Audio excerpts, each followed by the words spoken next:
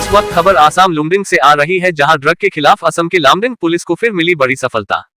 असम लामडिंग में लाखों की अवैध हेरोइन के साथ 2 कुख्यात ड्रग डीलर गिरफ्तार। शिलचर लामडिंग को जोड़ने वाला 27 राष्ट्रीय राजमार्ग। पुलिस ने लैमडिंग में एक वाहन A6BC0061 से हेरोइन की 25 साबुन की पेटियां बरामद की। 25 पेटी 292.30 ग्राम हेरोइन जब्त।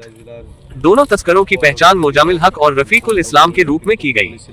उन्हें आइजोल से होजाई जिले में ड्रग्स की तस्करी करते समय लैमडिंग में गिरफ्तार किया गया था।